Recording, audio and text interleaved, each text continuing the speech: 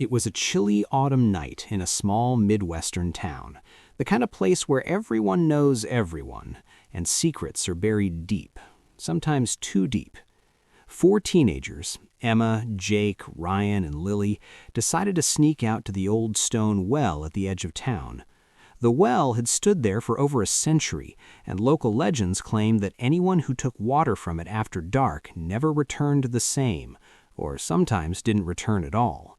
The teens, fueled by curiosity and the thrill of a dare, laughed nervously as they trudged through the damp grass under the pale glow of the moon.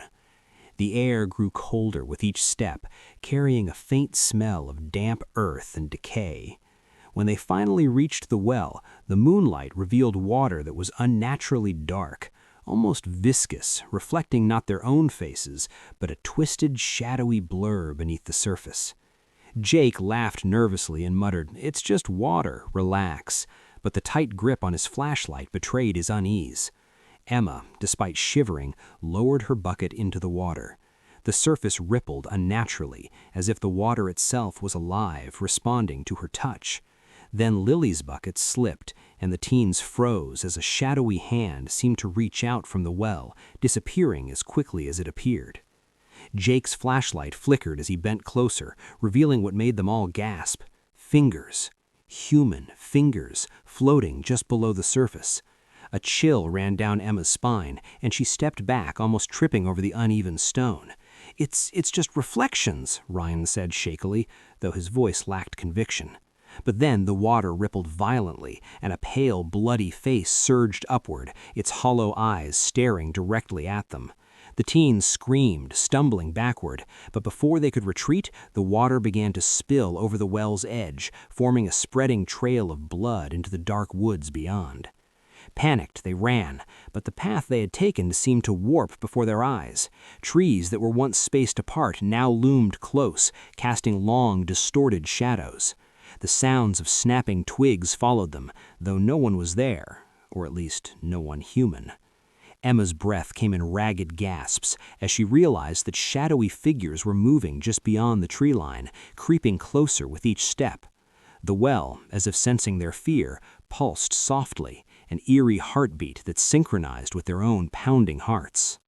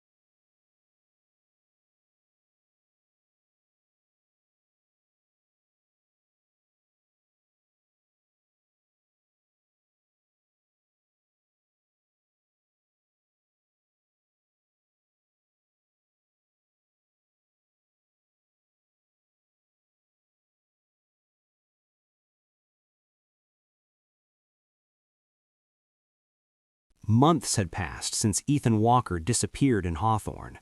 His last video went viral, leaving millions of viewers terrified and intrigued. No one knew what had happened to him, and the locals whispered that the trunk had claimed another victim. Among them was Claire Reynolds, a 24-year-old journalist from Boston. Unlike Ethan, she didn't believe in ghosts, but she was obsessed with tracking real-life mysteries.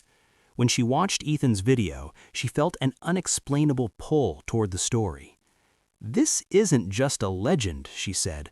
"Something is alive in that room." Claire flew to Hawthorne, renting a small motel near the abandoned railway colony.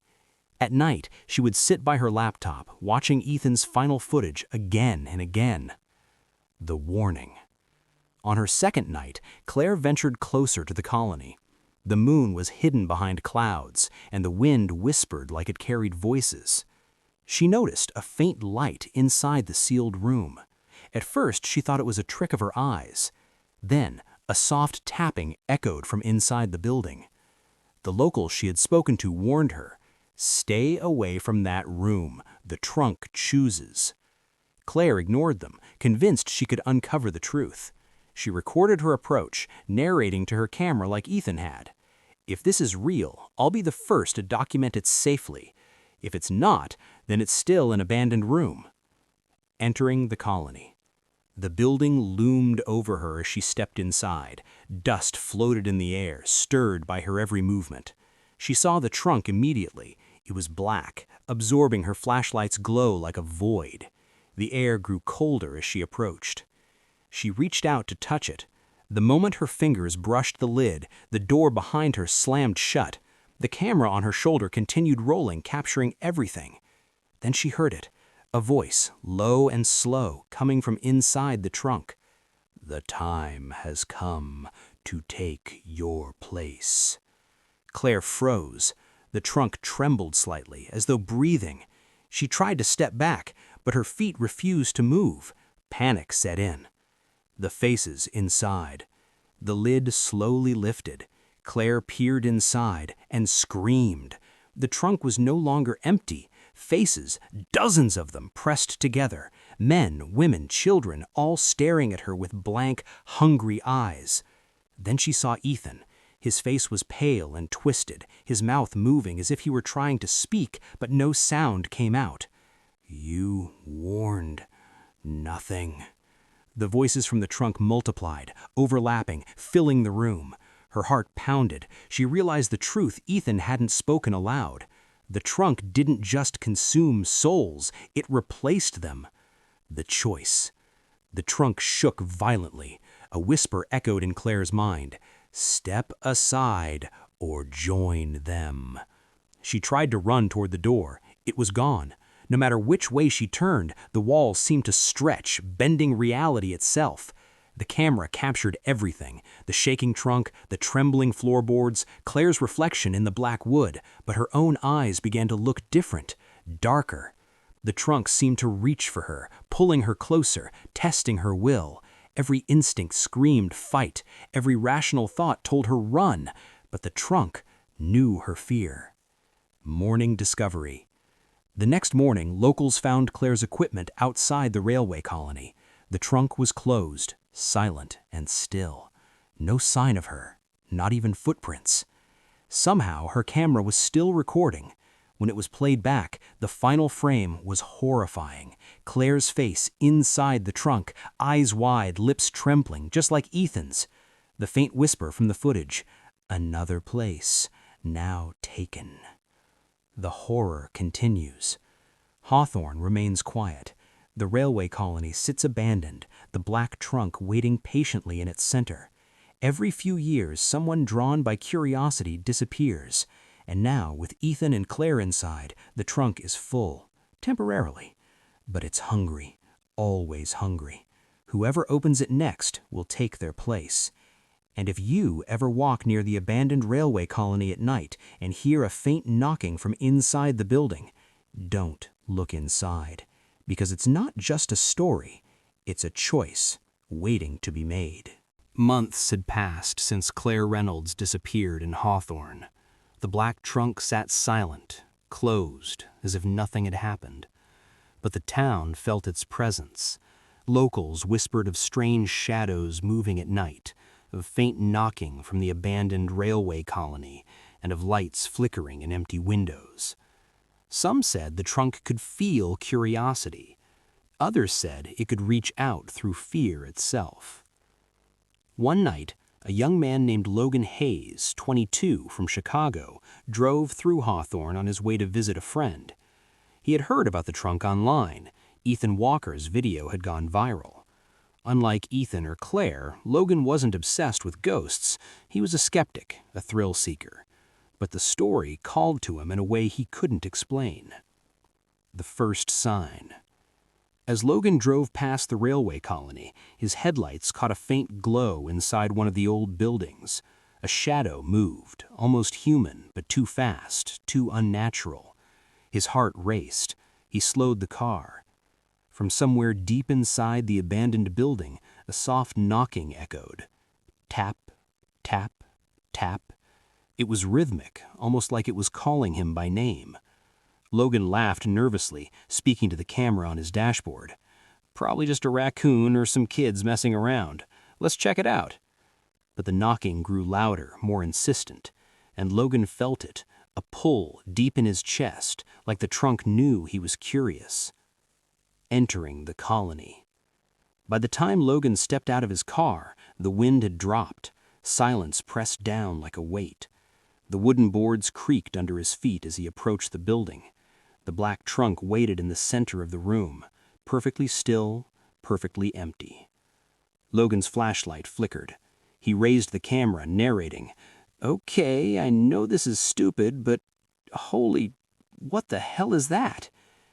The trunk seemed to glimmer slightly, reflecting no light, yet pulling his gaze toward it. His curiosity, his fear, his need to know, everything converged, urging him closer. The lure.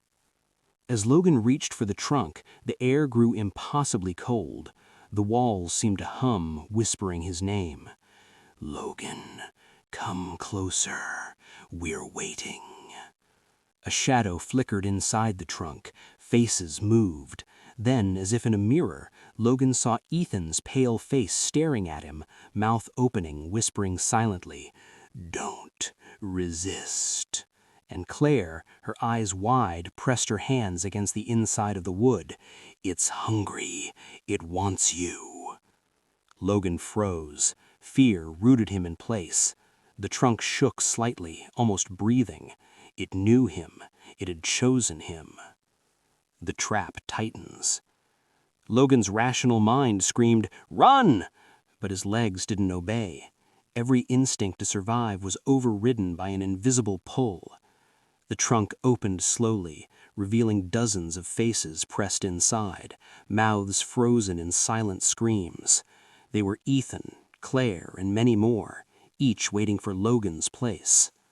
The voice came again, all-encompassing. "Step inside, or never leave." Logan stumbled backward, tripping over a broken floorboard. The camera fell, still recording, and then, in the reflection of the trunk's black surface, he saw his own face morphing, eyes darkening, lips trembling. The trunk was already beginning to claim him. Morning discovery. The next morning, a local hiker found Logan's abandoned car at the edge of the railway colony. His backpack, phone, and camera lay neatly on the ground. The trunk? Closed, silent. The camera footage survived. The final frames showed Logan's face inside the trunk, pressed alongside Ethan and Claire, eyes wide, lips moving silently.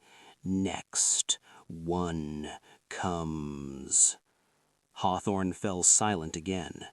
The trunk waits, full for now, but it will always hunt for the next curious soul.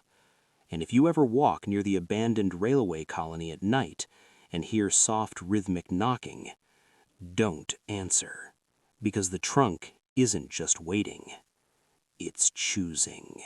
Hawthorne had gone quiet again, but the black trunk was never idle. It didn't just wait in the abandoned railway colony, it could reach. Weeks after Logan Hayes disappeared, people in the town began reporting strange things. Lights flickering in empty rooms, their phones sending messages they didn't type, and whispers in the wind calling their names. Every single report led back to one thing: the trunk's influence. A new target. In Chicago, Maya Collins, 25, a tech-savvy gamer and paranormal content creator, saw Ethan's and Claire's viral videos. Unlike most viewers, she became obsessed with tracking the trunk's pattern. Late one night, her phone buzzed with a notification she didn't remember enabling. "Come to Hawthorne. We are waiting." Her heart raced. She laughed nervously. This has to be a prank. But deep down, she felt it pull at her, the same irresistible curiosity that had drawn Ethan, Claire, and Logan. The first sign. The next day, Maya drove to Hawthorne. On the way, her GPS kept redirecting her, ignoring her commands, as if the route itself were alive. Street signs seemed unfamiliar. She felt eyes on her, but every time she looked, the streets were empty. Her phone buzzed again. "Closer. Don't stop. The trunk sees you." It wasn't a text, not a notification. It was something else, something inside the device itself. Maya's hands trembled. She tried to throw the phone, but it landed upright, screen glowing. "You cannot leave." The reach of the trunk. By nightfall, Maya reached the railway colony. The town looked different, darker, colder. Shadows seemed to move independently. The trunk called from inside the building, but its presence was everywhere, in the wind, in reflections, even in the camera she held. She set up her live stream, narrating to her audience. "I'm here. This is real. I don't know what's going to happen, but it's alive." As she stepped closer to the trunk, the air grew impossibly cold. The faint tapping started again, but this time it followed her steps, echoing from her own reflection in her camera screen. Inside the building. When Maya entered the room, the trunk sat in the center, blacker than ever, absorbing the light around it. The air vibrated with whispers. "We see you. We want you." The lid opened slowly. Faces pressed against the inside. Ethan, Claire, and Logan. Their mouths moved silently. Then the trunk did something new. A black tendril-like shadow shot out, wrapping around Maya's ankles. She screamed, dropping her camera, but the camera kept recording, showing her struggling to escape. The trunk didn't just trap her physically, it began invading her mind. Visions of the previous victims, warnings of their terror, and whispers of inevitable replacement. Step inside or be replaced. Her reflection in the black wood twisted. She saw herself trapped among the others, eyes wide, mouth trembling. The trunk had already chosen. Outside the building. By morning, Maya's car was found at the edge of the colony, doors unlocked, phone still in the dashboard. Her live stream was still active, capturing the final moments. The footage showed the trunk closing on its own, swallowing Maya into the darkness. The final frame? A shot of the interior, now full. Ethan, Claire, Logan, and Maya, her face pressed against the black wood, whispering silently, "Next one comes." The new reality. Hawthorne remains quiet. The railway colony stands abandoned. The trunk waits.